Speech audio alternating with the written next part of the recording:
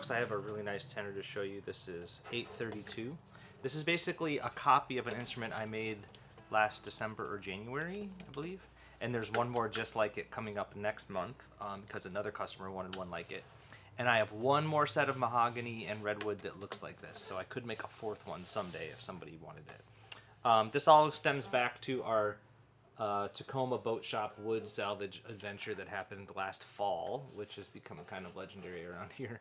And just one end of one of the boards had this weird grainy curly figure, and I cut it off just for backs and sides, and I was able to get 4 ukes out of it. So some really fancy Honduras mahogany there. And the same mahogany, but straight grain version, is in the neck. And then this is the redwood tops that I salvaged out of that same factory. And I always get nervous when I make a copy because no tree and no board is going to cooperate with you when you want to make a copy. I mean, there's always going to be something small different. And so I always, do my best, but I have to just like let go and let the tree happen too. So, this redwood top, for instance, has these two little light colored streaks kind of in the middle. That's just how it is, but I love it anyway. This uses my rope binding, which is my random species laid out randomly rope binding, which I think is awesome. And then we've got some just amazing pistachio here for fretboard and head plate. I went for a bird's eye maple bridge. Thought it tied everything together.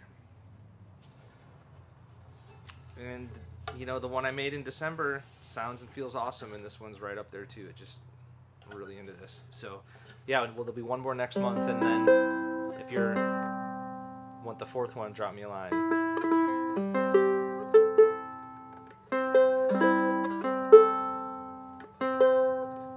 Pardon me.